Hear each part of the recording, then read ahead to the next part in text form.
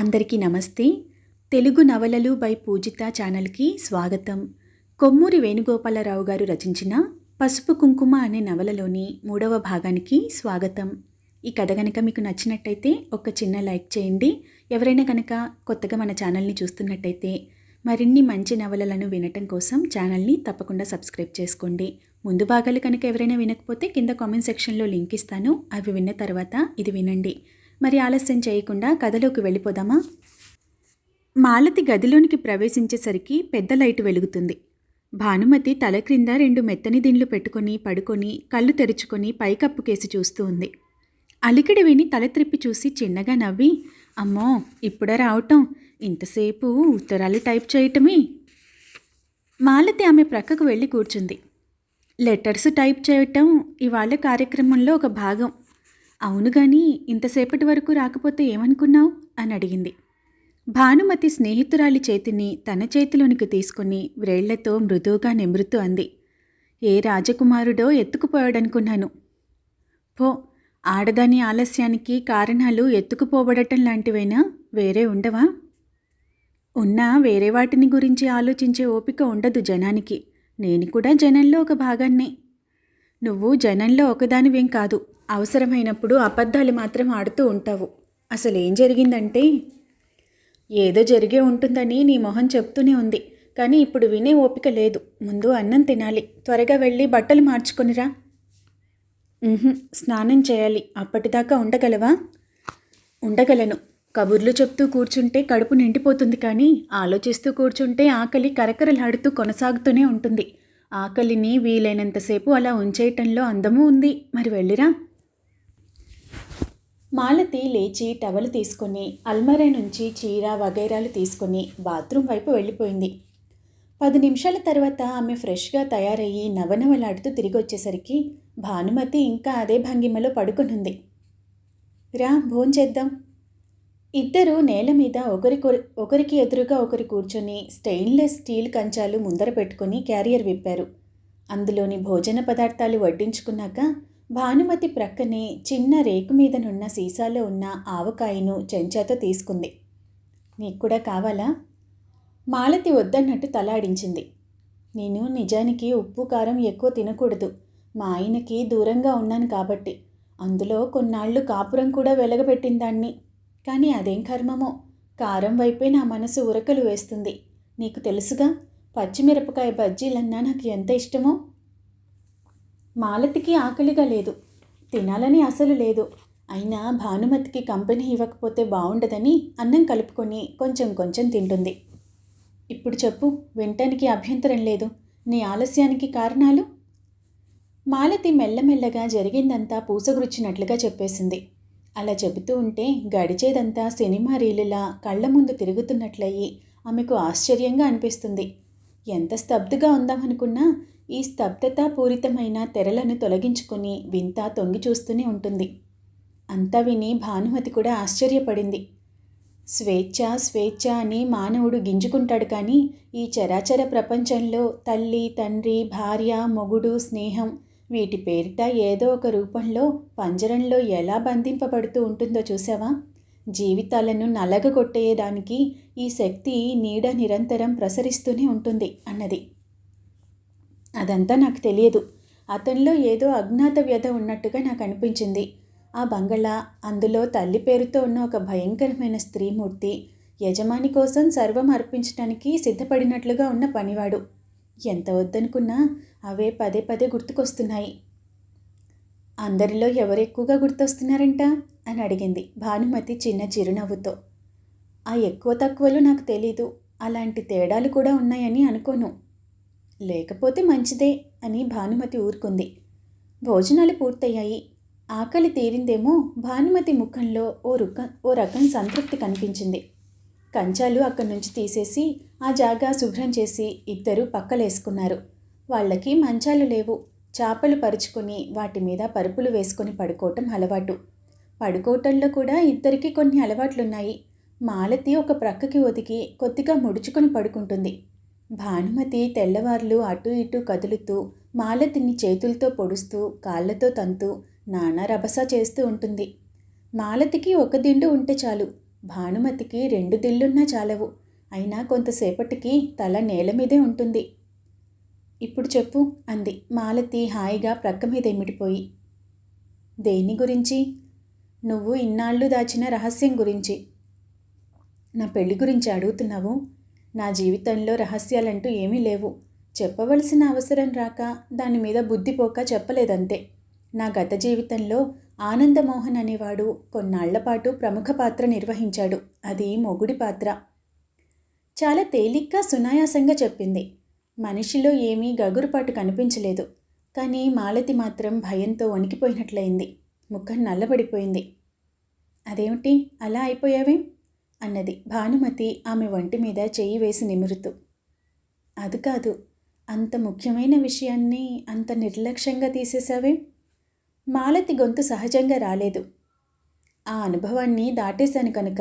అంటే అంత ముఖ్యమైన విషయము ఒకనాటి అనుభవం కనుక. భాను, భయపడకే మాలతి. జరిగిపోయాక కొన్ని అల్పమైన విషయాలు అమూల్యమైనవిగాను, గొప్పవని అనుకున్నవి సామాన్యమైనవిగాను వస్తూ ఉంటాయి. ఇంకో సంగతి తెలుసా? మేమిద్దరం ప్రేమించి పెళ్లి చేసుకున్నాము. మాలతికి ఇది మరీ చోద్యం అనిపించింది. ఎక్కడా ఎప్పుడు ఎలా కలుసుకున్నామని మాత్రం అడక్కు. అదంతా మామూలు ప్రేమ కదే. నా చిన్నతనం అంతా అనాథాశ్రమంలోనే గడిచింది. నా తల్లిదండ్రులు ఎవరో నేను ఎరుగను. జ్ఞానం వచ్చాక ఒక అనాథ శరణాలయంలో ఉన్నట్టు తెలుసుకున్నాను. అక్కడ చదువుతో పాటు అప్పడాలు ఒత్తించటం, వడియాలు పెట్టించటం, ఊరగాయలు చేయటం నేర్పుతూ ఉండేవారు. వాటి మీద వచ్చే ఆదాయంతో ఆ శరణాలయం నడవాలనే ప్రయత్నం జరుగుతూ ఉండేది.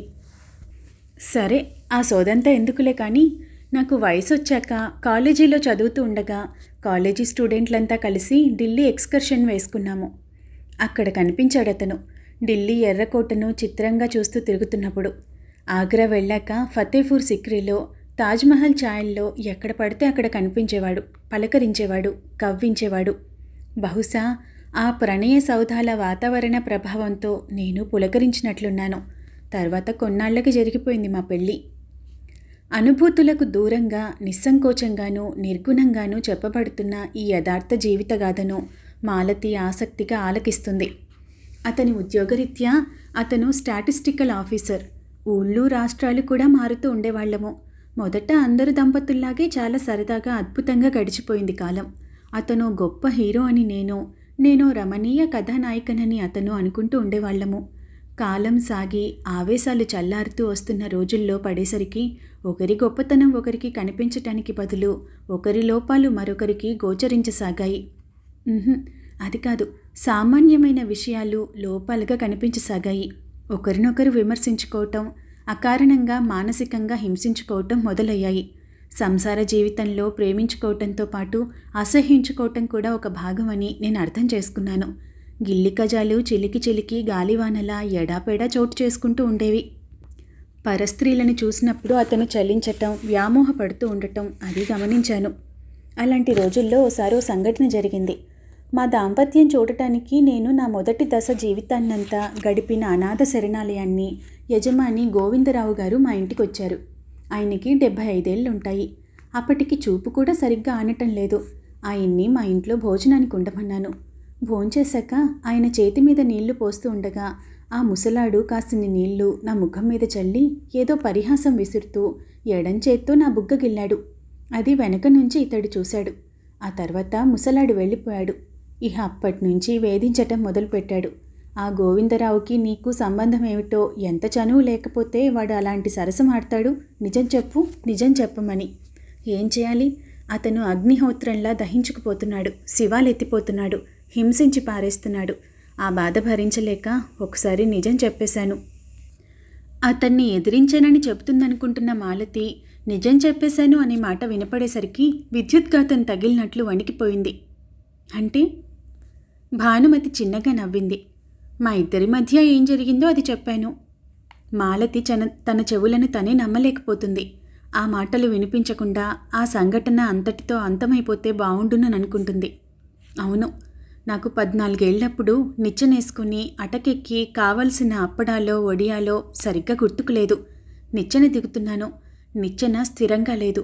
కదులుతున్నదేమో, పడిపోతుందన్న భయంతో నెమ్మదిగా జాగ్రత్తగా దిగుతున్నాను. దాదాపు క్రింద వరకు వచ్చాక వెనక నుంచి ఓ చెయ్యి వచ్చి నన్ను గట్టిగా పట్టుకుంది. తల త్రిప్పి చూసేసరికి గోవిందగారు. భయం లేదు, పడకుండా పట్టుకుంటాలే అంటున్నాడు. నేనేం పడటం లేదు అని విడిపించుకోబోయాను. అయినా ఆ చెయ్యి నన్ను వదలటం లేదు.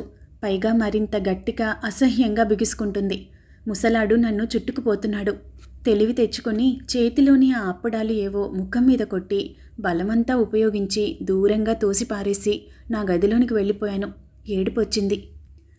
మళ్ళీ చిన్నప్పటి నుంచి అలవాటైన అహం అడ్డొచ్చి నిగ్రహించుకుంటున్నాను. కాసేపటికి హుంకరించుకుంటూ గోవిందరావు ఆ ముసలి నక్క అక్కడికొచ్చాడు. నా ఆధీనంలో ఉంటూ నన్ను ఎదిరిస్తావా? ఎంత ధైర్యం! ఈ శరణాలయం నాది. నిన్ను నేను పోషిస్తున్నాను.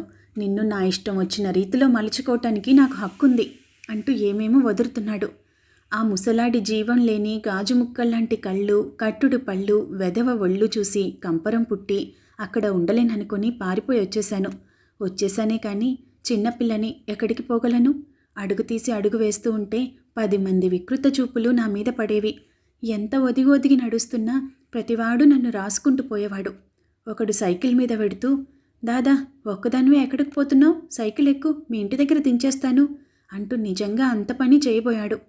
కాలేజీ స్టూడెంట్లు నా పక్క నుంచి పోతూ జడలాగి భుజంగిల్లిపోయేవారు. రోజులు గడుస్తూ ఉన్న కొద్దీ నాకు ఆకలి వేయసాగింది. ఆకలి భరించలేక ఏడుపొస్తుంది. ప్రపంచంలో అన్నింటికన్నా ఆకలి బాధ ఎంత భయంకరమైనదో అర్థం చేసుకున్నాను. చీకటి పడేసరికి నా పరిస్థితి మరీ పతనమైంది. కిల్లీ కొట్టువాడు, మిఠాయి కొట్టువాడు, సోడా బండివాడు అంతా కోరచూపులు చూసేవాళ్లే. ఏవో వ్యంగ్యోక్తులు విసిరేవాళ్లే.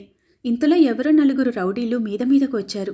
వాళ్ల వాలకం చూస్తే అమాంతంగా నన్ను ఎత్తుకుపోయేటట్లు అనిపించింది. హడలిపోయి రోడ్డు మీద ఇంచుమించు పరిగెత్తినంత పనిచేసి విధిలేక మళ్ళీ శరణాలయానికి తిరిగొచ్చాను. తర్వాత అర్థమైంది. ఇక చెప్పొద్దు ప్లీజ్ అంది మాలతి జాలిగా. చెప్పనులే అంది భానుమతి నవ్వుతూ. నా కాలేజీ చదువుకు, నా పెళ్ళికి ఆ ముసలాడే కారణమయ్యాడు. కానీ ఒక్క విషయం నువ్వు వినాలి. వాడు నన్ను పాడు చేశాడు కానీ నేను చెడిపోలేదు. అర్థమైందా? ఎందుకంటే ఆ ముసలి చెప్పొద్దు. ఆల్ రైట్, కానీ ఇవన్నీ మా ఆయనకు చెప్పాను. మాలతికి ఏడుపొస్తుంది. ఎందుకు చెప్పావే? ఎందుకలా జీవితాన్ని కాల్ చేసుకున్నావే? భానుమతి మళ్ళీ నవ్వింది. చెప్పకపోతే ఏం చేయను? చెప్పేదాకా ప్రాణాలు తోడేస్తే? సరే. అంతా విన్నాక అతని ముఖభంగిమలు మారిపోయాయి. ఉలకడు పలకడు, బిగుసుకుపోయాడు. అంత భరించలేనివాడివి ఎందుకు అడిగావనన్నాను.